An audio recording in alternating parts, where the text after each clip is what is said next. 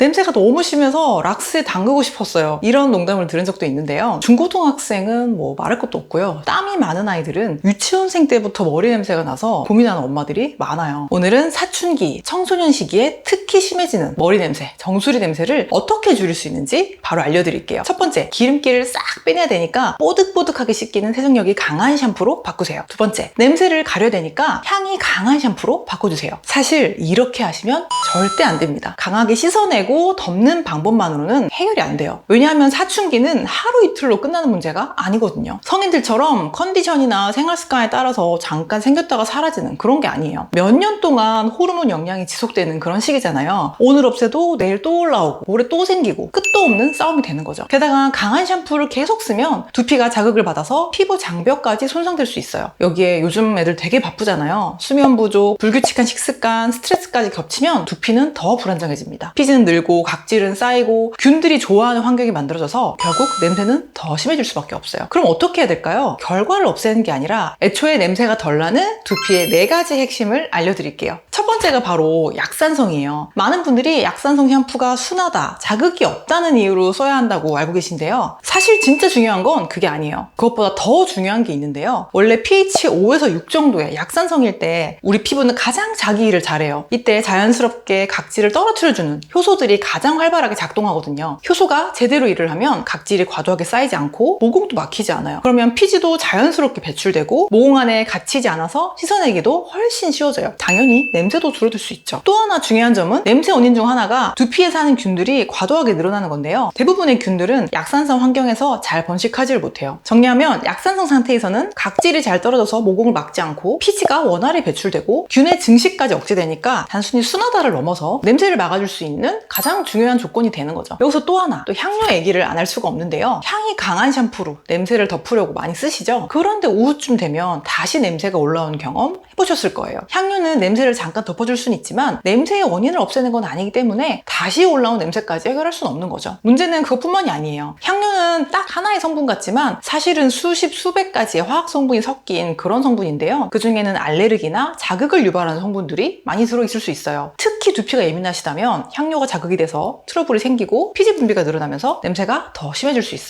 무향의 샴푸를 쓰시면 냄새를 못 잡는 게 아니라 오히려 냄새 자체를 줄여줄 수 있는 환경을 만들어주는 그런 방법이 되는 거예요. 약산성과 무향인 샴푸가 제일 기본이 돼야 됩니다. 그래도 걱정되시죠? 피지와 각질이 폭발하는 시기인데 과연 이걸로 충분할까? 그래서 조금 더 도움을 받을 수 있는 추가 전기 성분 3가지를 알려드릴게요. 기름은 기름 성분으로 지워야 사실 더 잘 지워지거든요. 그래서 식물성 오일이 소량 들어간 샴푸가 도움이 될 수 있어요. 이렇게 하시면 필요한 보호막은 지키면서 보습도 되고 불필요한 피지만 부드럽게 잘 녹여내서 제거할 수 있어요. 두 번째로 살리실릭 애시드 같은 각질 피지 제거 성분이 들어간 샴푸를 주 1, 2회 정도 보조적으로 쓰시면 좋아요. 하지만 매일 쓰거나 혹은 두피에 따라서는 오히려 두피가 건조해지고 자극이 될 수 있기 때문에 주의가 필요한 성분이기도 합니다. 민감하고 트러블이 있다면 강한 이런 살리실릭 애시드 같은 각질 피지 제거 성분보다는 나이아신아마이드를 추천드려요. 나이아신아마이드는 부드럽게 피지와 각질을 조절하는 능력이 있으면서도 피부 장벽 회복까지 도와주는 그런 성분이거든요. 그래서 이 나이아신아마이드가 들어간 샴푸를 활용해 보시는 것도 추천드립니다. 이런 성분들을 잘 활용하시면 굳이 세정력이 강한 샴푸를 쓰지 않아도 충분히 도움받을 수 있어요. 피지가 많아서 하루에 2번 감는 경우에도 약산성 샴푸에 이런 성분이 보완된 샴푸라면 아침 저녁으로 감아도 두피를 지키고 냄새도 잡을 수 있는 거죠. 그리고 마지막으로 샴푸보다 더 중요한 게 있어요. 바로 머리를 잘 말리는 건데요. 아이들이 아침에도 너무 바쁘고 저녁에 늦게 들어오니까 대충 말리고 나가거나 밤에도 덜 말린 채로 자는 경우 진짜 많거든요. 저도 머리 축축한 채로 학교 갔던 기억이 사실 많아요. 그런데 이 습관이 머리 냄새에 정말 큰 영향을 끼쳐요. 두피가 축축하면 세균과 곰팡이가 번식하기 딱